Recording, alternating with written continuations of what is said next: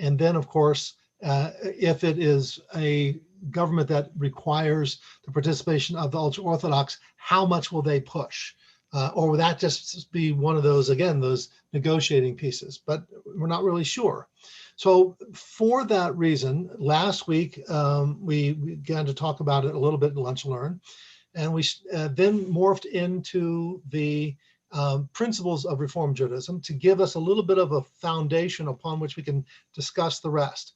I'm going to start today's class session with a review of the law of return, because again, you're going to have one media outlet after the other talk about the law of return. What exactly is it? Well, you'll have the exact text on your screen in just a few moments. The original text from 1950 and the amendments that went forward. And then we'll talk about how that new ruling impacts or informs us on that, the law of return concerning the issue of non-ultra-Orthodox conversion. And then we'll have time to look at some responsa literature as well, specifically on matrilineal and patrilineal descent and some other issues at a given time. So with that, before we get to the text, I want to make sure to see if you have any thoughts or questions as we go forward on this. I have a question. Yes, please. How do they know that you're Jewish if you say you're Jewish?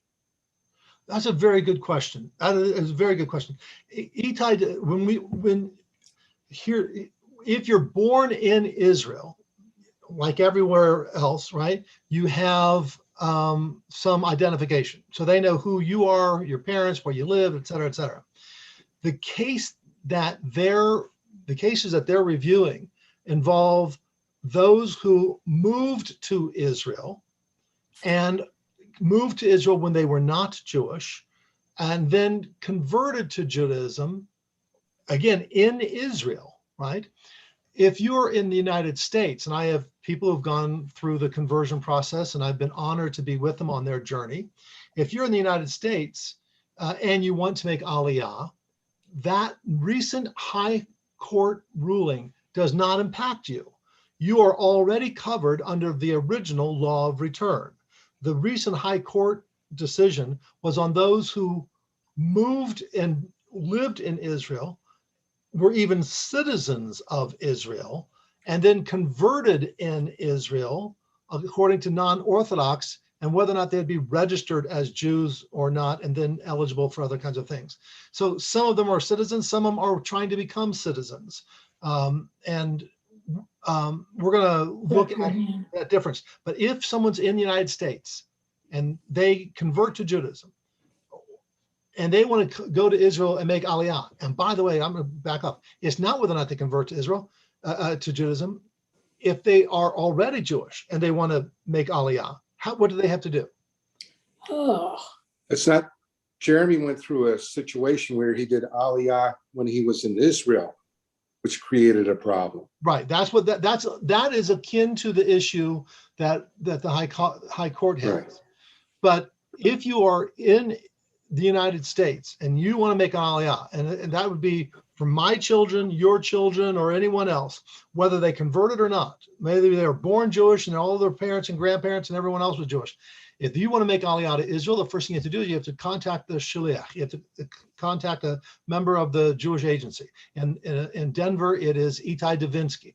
And what he will do then, he'll walk you through a process, and they'll ask their sponsoring rabbi, and it happens for me half a dozen times every year, where someone will say, Rick, I need you to write a letter affirming my Jewishness. And on that letter, it will have their name, their parents' names, my association with them, their association with the synagogue, that they're Jewish or their parents are Jewish or that they converted to Judaism. Once they have that letter, and and it's not a form, but I have to touch all of the bases in my letter, then I send that off to the individual, who then forwards it to the Jewish agency and ultimately can make Aliyah. That happened, by the way, just 2 weeks ago for a student who was a bar mitzvah of mine, and is making Aliyah, and he said, Rick, I need a letter, and it's my pleasure to produce those. So that's how you prove your Jewishness as you make Aliyah. Again, it's not whether or not you converted or not, it's just whether or not you're Jewish, period, right? So let's look at the text of the Law of Return, 1950. The state of Israel was only born in May of 1948.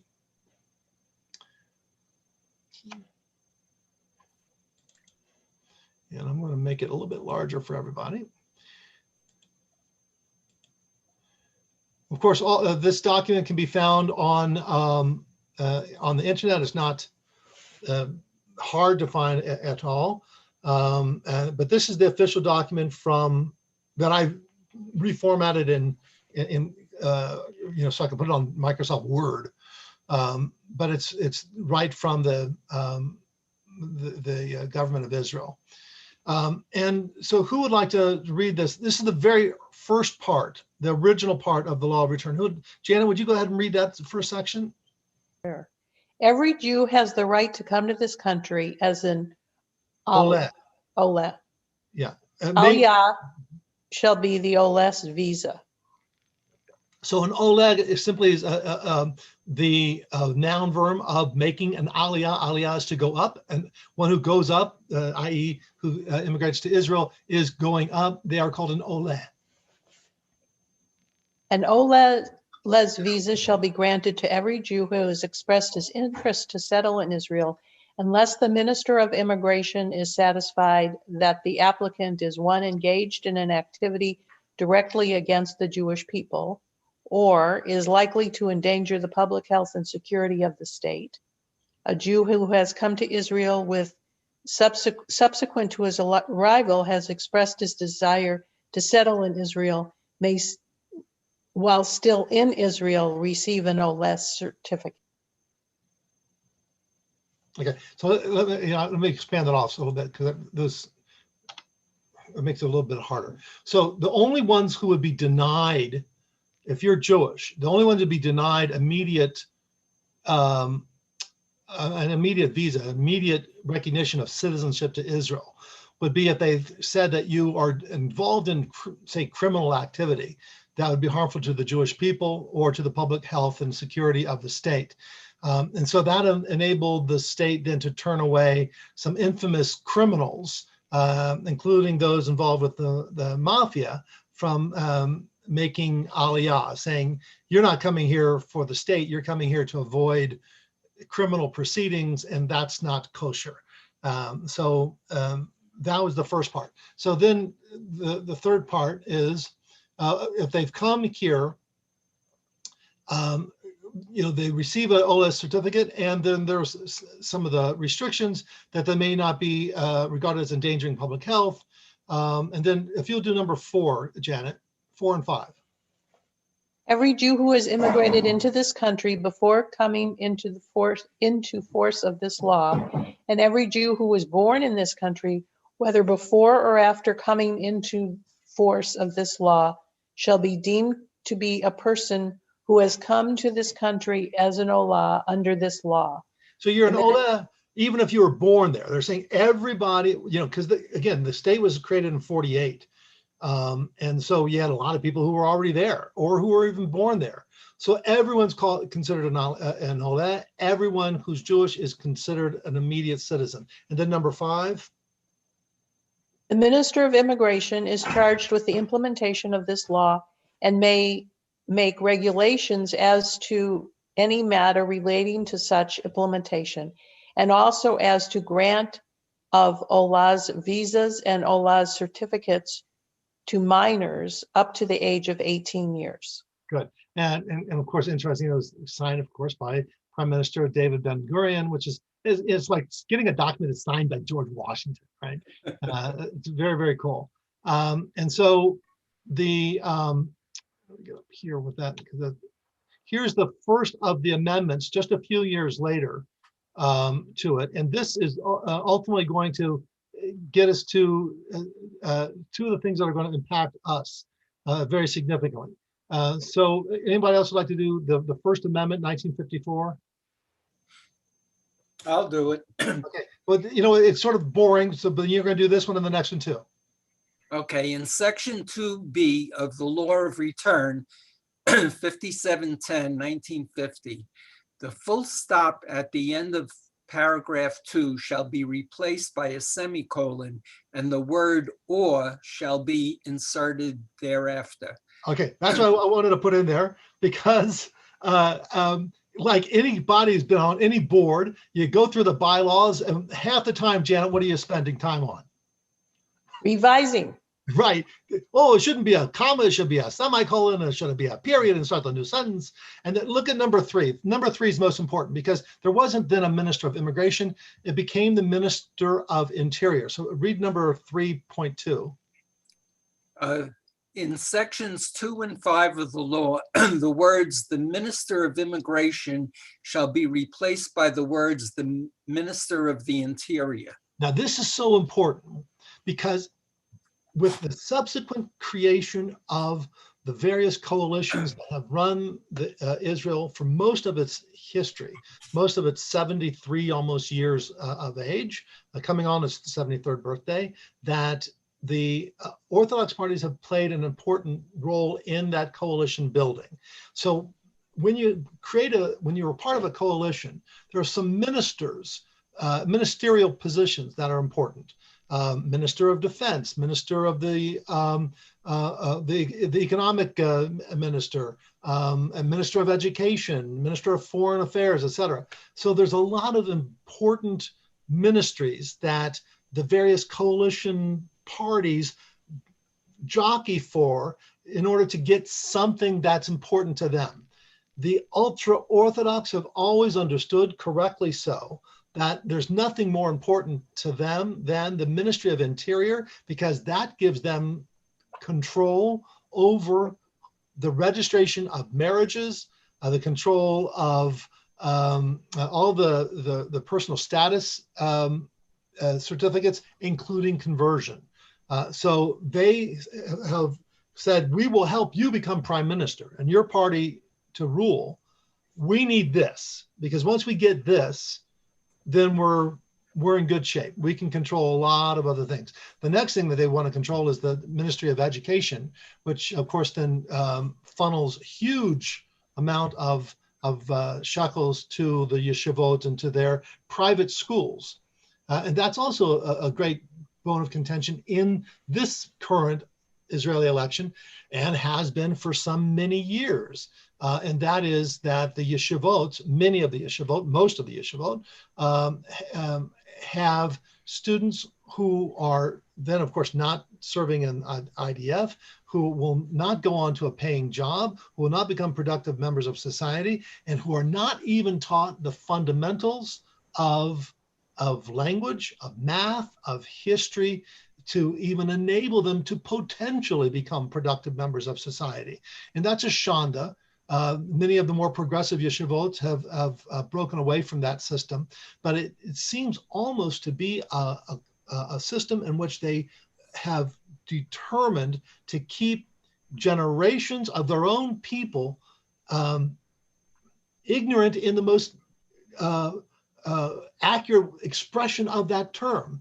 Ignorant, i.e. that they are uneducated, they're uninformed of anything other than the religious teachings of Mishnah and Gemara and Halakha. So that is a great issue right now, and as you're reading either in the Jerusalem Post or in some of the reports in other media, those issues are coming out. They're expressed most bluntly by Minister Leibowitz, who's sort of a rough-edged kind of guy, a Russian descent, who of course is advocating for his constituents, many of whom were immigrants from Russia, the former Soviet Union, who are not being treated nicely at all by the ultra-Orthodox. So he's got some very important issues. So now we're going to get to, this is, and I played with the font here to make it really large, because this gets to the heart of where it is for us, the rights of the members of the family. So can I get someone else to read this section? Please, Barbara. The rights of a Jew under this law and the rights of an Ola under the nationality law, 5712 through 1952, as well as the rights of an Ola under any other enactment, are also vested in a child and a grandchild of a Jew, the spouse of a Jew, the spouse of a child of a Jew, and the spouse of a grandchild of a Jew, except for a person who has been a Jew and has voluntarily changed his religion. Now, I made this extra large for a reason, because those who are eligible to become citizens under the law of return, the law of return says that if you're Jewish or of a Jewish family, you can automatically become a member of the state of Israel. But let's look exactly what they're talking about. You are considered eligible if you're Jewish, or you're the child of a Jew, or a grandchild of the Jew, or a spouse of a Jew, i.e. the non-Jewish spouse of the Jew is also eligible for immediate citizenship. The spouse of a child of a Jew, the spouse of a grandchild of a Jew, right? So does anyone recall where that definition originated, that expansion? Mark, please unmute and let us know. This may be really off base, but I think that this is how the Germans define the Jew. That's exactly right. That's exactly right. And so don't forget, again, we're talking about 1952. By now, there are tens and tens of thousands of people who were survivors of the Nazi slaughter in Europe. And they're saying the Nazis sent to these camps anyone who was Jewish, their non-Jewish spouses, their children, their grandchildren. So if you think about it, you may only have 1/8, right? You're the or really no connection whatsoever. You're the spouse of a child of a grandchild, right? The Nazis were indiscriminate. They said any connection to the Jewish family, we're going to target you. And Israel said any member of the Jewish family, we're going to welcome you. There was a huge, I don't know, Janet, were you sharing or? I don't know. It was a huge piece for Israel. Go ahead, Arnie. Yeah, the Nuremberg laws, they still stayed on bloodline. You were half Jew, quarter Jew, still had to have a bloodline. Except the first spouse was never a Jew in Germany. You know what I mean? That was the difference. But spouse were not. In other words, the point is that as long as he hadn't converted, but because the Germans were big on race and bloodlines. But I got a question. Is this what's going on in Brooklyn with the lawsuit the state's filing? Because the kids in those Haredi yeshivas, they're subsidized by New York, but they're not teaching the mandatory curriculum. 100%. 100%. That the education departments in New York are coming and saying, this is just not right. You just can't have a child go to a private school and keep them from learning English. You know, they only study Yiddish. And you are crippling these children academically. And that is unfortunate and needs to be stopped. Unfortunately, again, it's the American equivalent of the coalition building in Israel. Whoever's running for mayor in New York is going to back down because the voting bloc of those who are in the Haredi communities can help make or break a mayor. And that's unfortunate. And we find some members of Congress who weigh in on this. Sometimes it's the governor of New York who weighs in on this.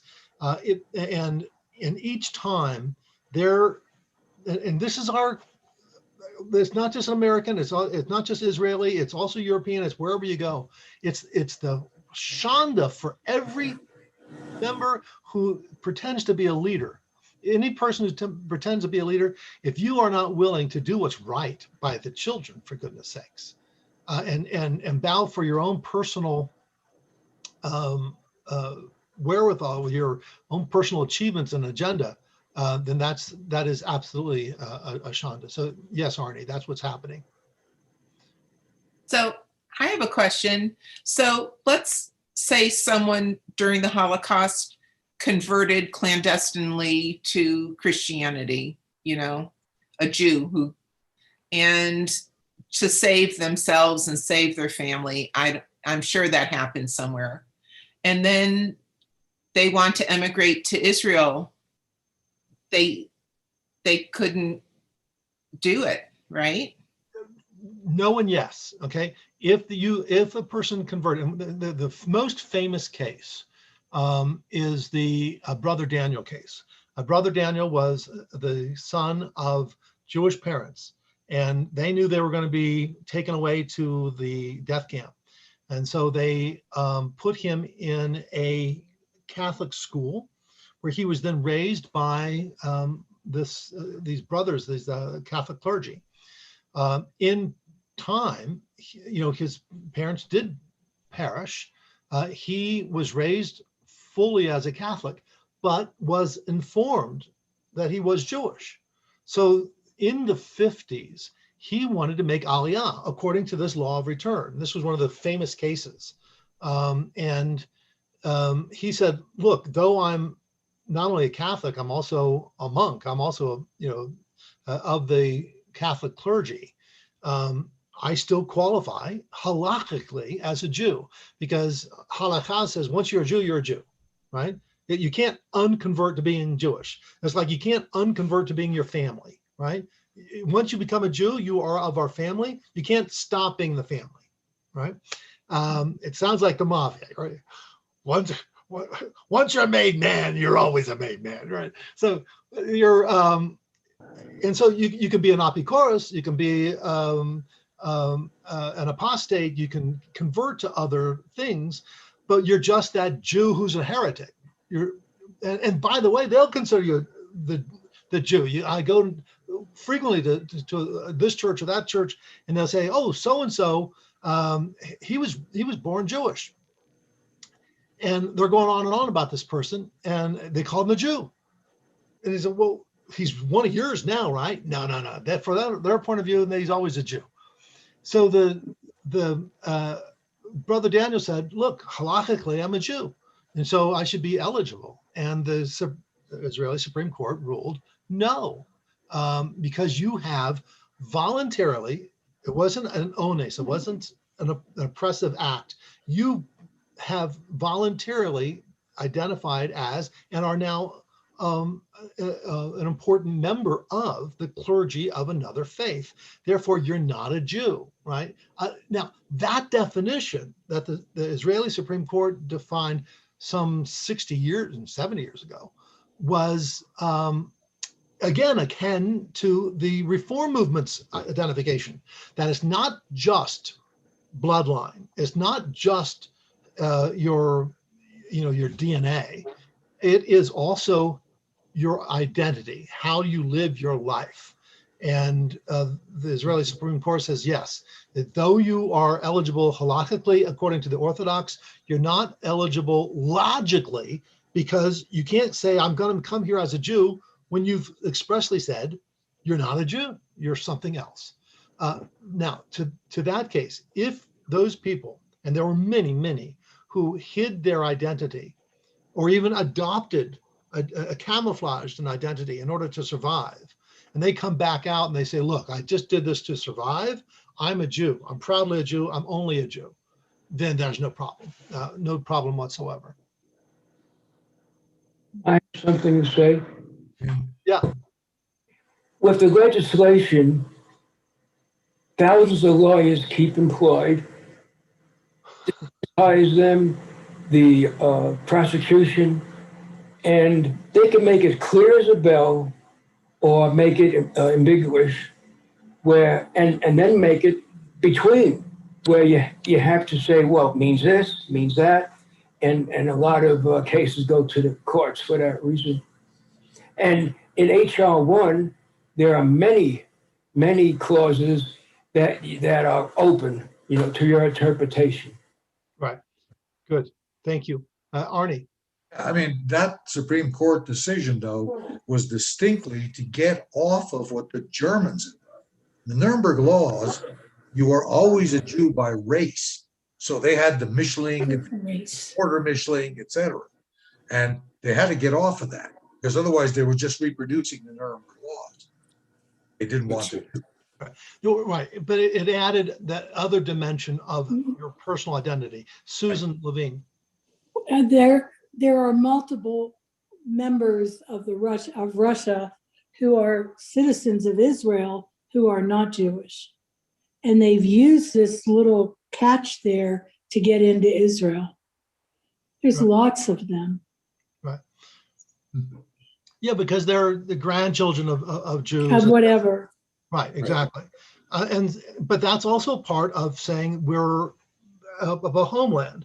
Because why would they not be? Because for those generations under Soviet domination, synagogues were not permitted. Judaism was, like in all religion, was persecuted. Jews were refused the right to emigrate from the former Soviet Union. And so, we can say, well, look, they're not very Jewish and give all the reasons for it. Israel, I think, thankfully, has said, come home, and we'll nurture, we'll grow, we'll renew our family. So I want to I'm sorry, Barbara. Quick question.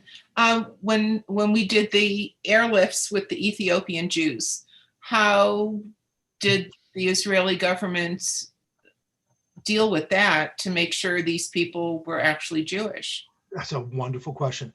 Just last week, we had, was it the last of the planes? We brought most recently between 300 and 5,000 from Ethiopia. And thank God, the Israeli government's position was they're Jewish for the sake of Aliyah, right? The problem is the ultra-Orthodox are all into Yichus. Who's heard, what Yichus is, right? Arnie does. Yichus is your family lineage, right? And they're really big on that, to say, I'm the descendant of this rabbi or this rav or this rebbe or whatever, right? And like that's a big deal, right? Okay, so your great grandpa was a mumche, was an expert in this, that, or the other.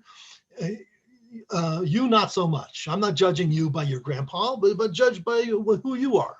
But for them, yichus is a big deal. And so to say that someone came from the Soviet Union or came from Ethiopia, they immediately get hoity-toity on them. And Israel, thankfully, says, no, we're going to welcome them. That's exactly the point of having this law of return. Come here. We know you're persecuted in Ethiopia. We know you were persecuted in the former Soviet Union. We know you were persecuted in Eastern and Central and Western Europe. For goodness sakes, come here and be welcomed here. The ultra-Orthodox are making it hard, and that's the problem. And hopefully we'll be able to. I have another point. Anybody who's done any genealogy, you can go to the nth degree, and Professor Gates on PBS, has well-known actors, professionals, and of course, many are shocked that they never knew they were Italian, maybe eighth of a percent, and it's very interesting. Right. One of the most famous recent cases is probably the preeminent playwright, screenwriter in England, Tom Stoppard. And both of his grandparents were Jewish. Both of his parents were Jewish. His mom was a survivor of the camps. His daddy died, and she remarried someone. Unfortunately, she married an Englishman who was an anti-Semite. So mom was really quiet about it. Right? But you're right, Alan. That's a fabulous show. But in Israel, they're not so important, not so focused on the yichus. And Barbara, I pray that those Ethiopians will finally have someone in control of the Ministry of Interior who will find a way for them and the members from Soviet Union and others to be fully integrated and welcomed as Jews. So that was the main part. I wanted to get one other piece here, the definition. And Barbara, go ahead and read that last little piece. For the purpose of this law, Jew means a person who was born of a Jewish mother or has become converted to Judaism and who is not a member of another religion. Okay, so that sort of completes that cycle. So they said, okay, you either you're a Jew, or one of your parents was a Jew, or one of your grandparents was a Jew. So who was a Jew? A Jew is anyone who was born Jewish or converted to Judaism. And this is where Alan mentioned a little bit, that is where it gets into. It has not been codified in Israeli law that the definition of a Jew has to be only through Orthodox auspices when it concerns law of return for the diaspora. The Orthodox have been pushing for it in the land of Israel itself. And so if someone is in Israel, like these Ethiopians, that's a great example. Will they be welcomed to law of return as Jewish? The ultra-Orthodox would like to say no. Julia, you have a piece. Go ahead. So when I was a teenager and we were dealing with what I like to call my halachic conundrum of my mother not being Jewish, but being raised Jewish by my Jewish father, we did the conversion, the halachic, Orthodox conversion, so that because they were concerned that I would not ever be able to make Aliyah. But so patrilineal Jews cannot, they have to go through the conversion? Is that still the case? Not for Aliyah, right? Okay. Your parents were not concerned about making Aliyah. No, but they were like, if someday in your future you wanted to do this. No, I'm saying it wasn't a question of you making Aliyah. You would have been immediately welcome for Aliyah at any point of your childhood. What would have made a difference is that once you're in Israel, would the Ministry of Interior have classified you as halakhically Jewish, and thereby eligible to be married by the ultra-Orthodox? Because the ultra-Orthodox are the only ones who do the weddings, right? Yeah. And so that also is a part of this. So you would have been welcomed as an Israeli citizen, as a Jew, right? But you would not have been welcome to marry under the law currently interpreted by the Ministry of Interior, which is why they want that. So what do the Israelis do? They go to Cyprus, or they go to the United States, or go someplace else and get married and come back. And Israel, because it's among the family of nations in which there are international treaties that say, if you are married in one country, you're going to be welcomed as a married couple in any other country. All right? Just because you're married in Sri Lanka, it doesn't matter. You come back here, you're married. We don't make you do it again. And so it wasn't a matter of Aliyah, it was a matter of your status in Israel. That happened to my friend. His second wife was Presbyterian, I believe, and she lived in New Jersey, and they got married in New Jersey. And then the two of them went back to Israel, and he was a citizen, but she was not a citizen. And she kept renewing her visa on. And shortly before my friend died, they went to I guess the Minister of the Interior. Is that who does the visas? Yes. Yeah. And the guy says to her, "You've been here long enough, we'll make you a citizen." And he made her a citizen right on the spot. So now she's fully an Israeli citizen, even though my friend has passed away. Yeah. Good. There's always a mensch once in a while, you'll find him. Okay, I want to get to Matrilineal Descent, because that too comes into it as well. And part of what we like to say is that Matrilineal Descent historically, theologically, all makes sense as a Jewish community. Halachically, it is not the way that the Jewish identity has been understood for much of the last 2,000 years. It goes back to biblical times, to pre-modern times, but not to the modern times. And so the Orthodox are saying that's a big point of contention. You who are through patrilineal are not in accordance with our interpretation. Therefore, they claim that it was our issue. So let's get to that response. Okay, make this a little bit larger.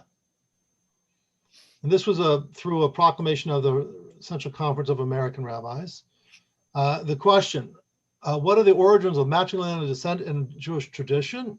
And what halachic justification is there for the recent Central Conference of American Rabbis resolution on matrilineal and patrilineal descent, which also adds various requirements for the establishment of Jewish status? Now, this is going to cover two things. One, the actual ruling of matrilineal descent. Matrilineal means that I am a Jew because my mommy was Jewish, right? And she was Jewish because her mommy was Jewish. Patrilineal descent says, wait a minute, way back before, you were Jewish because not your mommy, but daddy. Daddy was Jewish and married, I don't know, a Midianite. And it doesn't matter, the child's Jewish. Therefore, we have within biblical tradition both patrilineal, i.e. the Jewishness came through the daddy, or it came through the mommy. At some point, Ezra, and then later on said, you need both mommy and daddy to be Jewish. After the destruction of the temple, the rabbis said, at least make it the mommy. And we've talked about that in the past.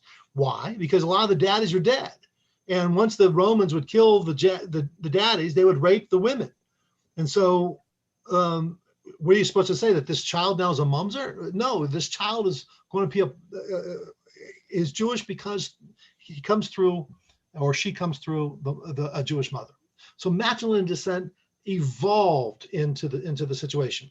So that's going to be the rudiment of it. The second part is crucial, and Arnie mentioned this as well, that it's not just yichus. It's not just whether you're Jewish through your mother or your father.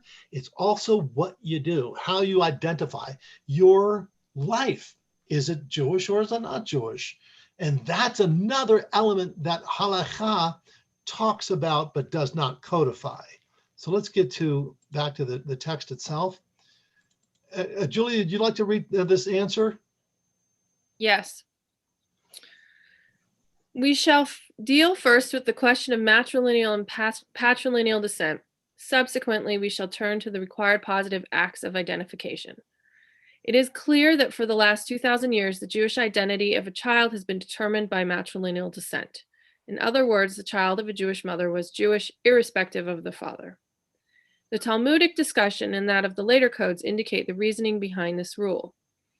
The rabbinic decision that the child follow the religion of the mother solves the problem for offspring from illicit intercourse of unions which are not recognized, or in which paternity could not be established, or in which the father disappeared.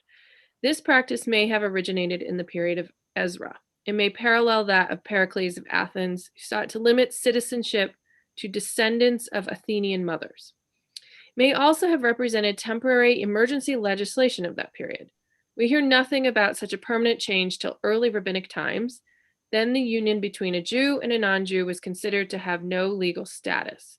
Lo tafse gedushin. At one stage in the Talmudic discussions, an authority, Jacob of Kfar Naburia, considered a child of such a union Jewish, but subsequently retracted his opinion when faced with a verse from Ezra quoted by Rav Haggai. Where does it go? Rav Judah, in the name of Rav Asi, considered a union between a Jew and a non-Jew valid in his time, so the non-Jew might be a descendant of the lost 10 tribes. Many authorities considered children of all such unions as mamzerim. They felt that the danger lay with non-Jewish women who could not be trusted to establish the Jewish paternity of their child, though that was contested by others. This statement. The statement, which grants the status of the mother to the child, saves that child from the status of mamzerut or other similar disabling category. There was considerable disagreement before the decision later universally accepted was reached. The discussions demonstrate that this decision represented rabbinic reaction to specific problems. We should contrast the rabbinic position to the view of the earlier biblical and post-biblical period. Patrilineal descent was the primary way of determining the status of children in this period. The biblical traditions and the early rabbinic commentaries take it for granted that the paternal line was decisive in the tracing of descent, tribal identity, or priestly status. A glance at the biblical genealogies makes this clear. In intertribal marriage, paternal descent was likewise decisive. Okay, let's get to this next paragraph. We should also recognize that later rabbinic tradition did not shift to the matrilineal line when conditions did not demand it. Therefore, the rabbinic tradition remained patrilineal in the descent of the priesthood. It remains the male Kohen who determines the status of his children. The child is a Kohen even if the father married a Levite or an Israelite. Thus, lineage was and continues to be determined by the male alone whenever the marriage is otherwise proper. If a marriage is valid but originally forbidden, marriage with someone improperly divorced, etc., then the tainted parent, whether mother or father, determines lineage. The same rule applies to children born out of wedlock if both parents are known. Matrilineal descent, although generally accepted for the union of a Jew and a non-Jew, has rested on an uncertain basis. Some have deduced it from Deuteronomy 7.4, others from Ezra 9 and 10. Still others feel that the dominant influence of the mother during the formative years accounted for this principle. A few modern scholars felt that the rabbinic statement followed the Roman Paulus, who stated that the maternity was always known while paternity was doubtful. This, however, could be extended to the offspring of any parents. Shea Cohen has also suggested that the rabbis may have abhorred this type of mixture of people as they felt negatively towards mixtures of animals and materials. Okay, get to the next paragraph. We should note the Karaites. We should note that the Karaites considered the offspring of a Jewish father and a Gentile to be a Jew, or Gentile mother to be a Jew. It is, however, not clear from the sources available to me whether the conversion of the mother to Judaism may not have implied. The matter continues to be debated. These discussions show us that our tradition responded to particular needs, changed the laws of descent to meet the problems of a specific age, and if those problems persisted, then the changes remained in effect. The previous cited materials dealt with situations entirely different from those which have arisen in the last century and a half.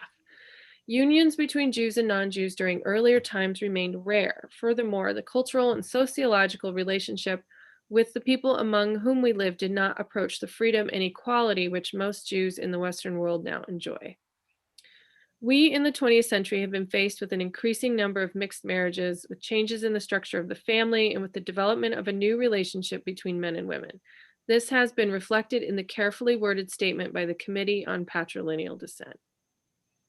We may elaborate further with the following statements, which reflect the previously cited historical background, the introduction to the resolution, as well as other concerns. We shall turn first to the question of descent and then to the required acts of identification. Okay. So we're about to get into the heart of it, but before we do, I want to make sure, does anyone have any questions? Okay, back to the heart. All right, in the biblical period. Okay, in the biblical period, till the time of Ezra or beyond, patrilineal descent determined the status of a child. So the children of the kings of Israel married to non-Jewish wives were unquestionably Jewish. This was equally true of other figures. Furthermore, our tradition has generally determined lineage, yichus, through the father, i.e. in all valid but originally forbidden marriages. This was also true for priestly, Levitical, and Israelite lineage, which was and continues to be traced through the paternal line. Okay, then go to the next paragraph, yichus.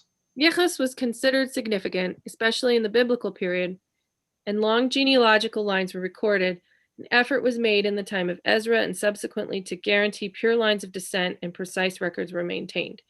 An echo of that practice of recording genealogies remained in the Mishnah and Talmud despite the difficulties caused by the wars of the 1st and 2nd century, which led to the destruction of many records. In the biblical period and in specific later instances, lineage was determined by the father.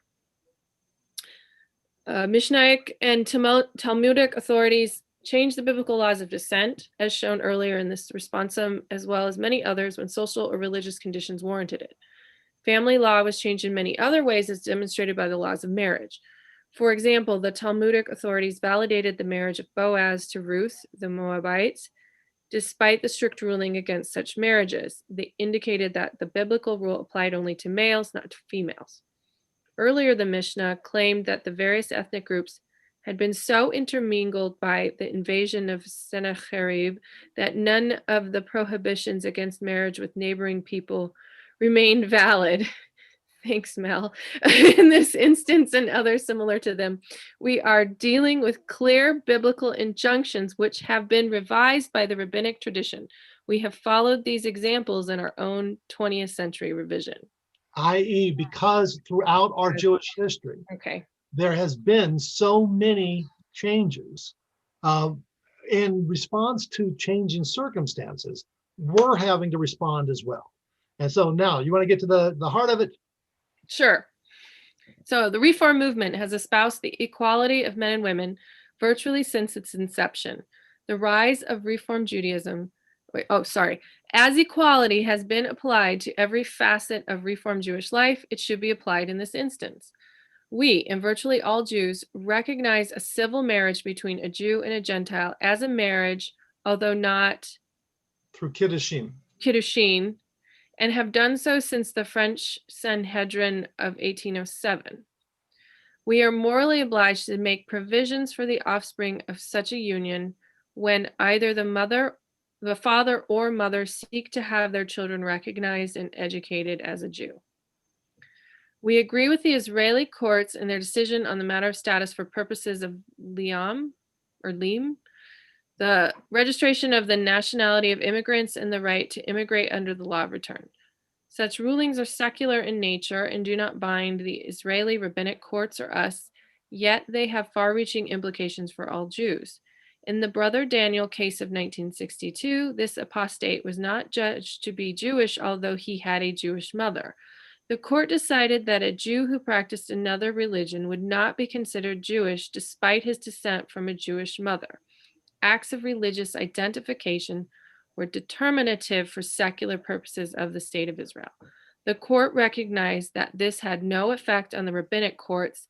Nonetheless, it marked a radical change which deals with new conditions. Okay. Now I want to get this final thing here. The current law passed. Current law passed in 1970 after a government crisis over the question of who is a Jew reads, for the purpose of this law, Jew means a person born to a Jewish mother or who has become converted to Judaism and who is not a member of another religion.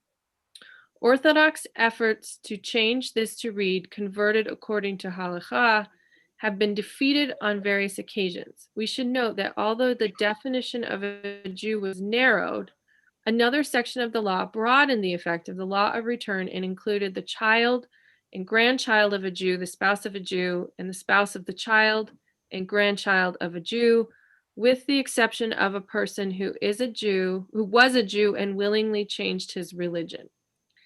This meant that a dual definition, descendants from Jewish mothers or fathers, has remained operative for immigration to the state of Israel. Great. So I want to get to the one other piece. For reasons of the introduction, now let us turn to where it says right there. Now let us turn. Now let us turn to the section of the resolution which deals with positive acts of identification. There are both traditional and modern considerations for requiring such acts and not relying on birth alone. The clause which deals with the appropriate and timely acts of identification with the Jewish faith and people has gone beyond the traditional requirements for consideration as a Jew.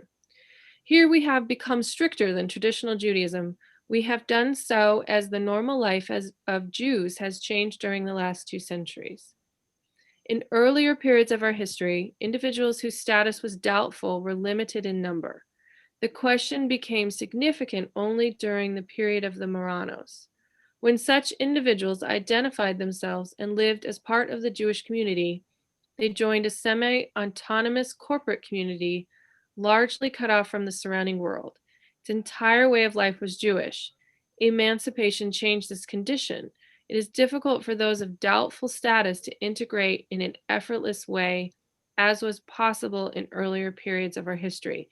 They and virtually all Jews lived in two worlds. We are dealing with a large number of individuals in our open American society as well as in all Western lands. The Jewish status of a potentially large number of immigrants from the Soviet Union is also doubtful. In order to overcome these problems as well as others, we now require appropriate and timely public and formal acts. Requirement has been worded to permit some flexibility for individual circumstances. With time and experience, custom will designate certain acts as appropriate and others not. It would be wrong, however, to set limits now at the beginning of the process. Good. I want to stop there because we got a full version of not only the proclamation of Matrilineal Descent, but also of then the corresponding responsum that explicated it. And it brought in nicely the law of return, which now is back in the news. So what I wanted is for us to have the chance to look at the primary texts involved, because you'll find reference to it now in secondary sources from a newspaper or on a blog or in any other media, and they'll talk about the law of return, they'll talk about matrilineal and patrilineal descent, they'll talk about reform and the Orthodox and all the rest. And how are we to understand what's going on? Well, you look at the primary text, and that's the only way to fully understand it. I wish that some of the pundits and the journalists who are bloviating on these issues would take the time to read the primary text. You now know them, so share them, if you will, and have some elevation of the discussion that we're talking about. It's not a political situation. It is an emotional, spiritual, social issue that is fundamental and I think existential for the Jewish people. Are we going to welcome those who are of our mishpacha, who are our people, or are you going to find some way to be exclusive or to be elitist?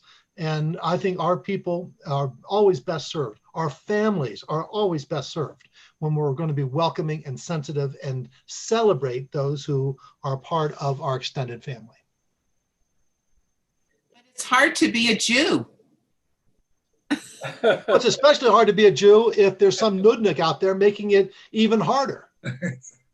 Exactly. I mean, what's interesting about my situation is that my mother is Christian, but I was raised as a Jew. I was never raised as anything else. And so I credit her to a certain extent of raising me Jewish. It was really special. And I know that a lot of Orthodox people would not see it that way. And that's, why I ended up with doing the conversion, is just to kind of dot the I's and cross the T's and be like, can we not discuss that? I just want to be Jewish. You're so correct. And that's why when we have our members of our community who are not Jewish, but they're raising their kids Jewish, or they're part of the supporting the Jewish community, I want to welcome and honor them too. Arnie, please. Yeah, I just find it very ironic. I mean, our history has always been one of discrimination, anti-Semitism. Wonderful book if y'all want to read, Longest Hatred, Anti-Semitism. Here, we're almost doing it in reverse. I mean, we're actually we're trying to qualify now and say, no, you've been raised Jewish, the anti-Semites will throw you in the gas chamber first, but you're not really Jewish. That's absurd. It is. I really appreciate this because I never really understood what they're fighting about in that law of return. Right. It's a remarkable. Right. And I think it's only right that we stand up with absolute pride and say what we're doing is not only correct halakhically, biblically, Jewishly, it's ethically and morally correct. And shame on those people who wish to turn members of our family away. Who else wanted to share? Go ahead, Alan, and then Barbara. or just Barbara then. The issue around the crypto Jews, these are people, some of them are our neighbors, who are just recognizing now that they had or have a Jewish past. First of all, I have an issue with them using the word Murano in that, because that is that means pig, and it's no. They should have used crypto Jews or something else, conversos. But anyway, so what would happen today with a converso who is living a Catholic life, but then finds out that they have a Jewish heritage? Right. Blessedly, that does happen, Barbara. It is wonderful. I know it does. The people are coming to me and they'll say, I just found out that my grandmother used to do this, that, and the other. And they went and did some of their own genealogical search. And I don't consider it conversion. I say, welcome home. Yeah, that's wonderful. Yeah. Who else would like to share? Marshall, please. There's a couple things. It made me, you summarized it very well when you said that we should be more welcoming, and all these rules that they have, and we can do this genetically a lot easier than we could when those original rules were done. And so how would you know whether the lineage came from the mother or the father? Maybe there is some way. And if it's adopted a generation where somebody would intermarry differently, I mean, look at a nice lady like Julia here had to go through such tough things just for mental reasons, not for actual reasons. Made no sense. And the one thing that it always bothers me, and it's a point of minutia, but it does bother me. I hate the term bastard. It just drives me crazy because a child gets blamed for an act that child had nothing to do with. And I think we should figure out a way to get rid of that type of thing. It just bothers me no end. I'm with you. And in addition, the Reform movement is on record of saying that the whole ancient status exclusion of mamzerut is no longer valid. We have said that that's no longer appropriate to use in any way. So we all agree with you, Marshall. Yeah. So anyway, since these things are coming in the news, I wanted us to be advocates if we could. We will hear from people who are members of other congregations.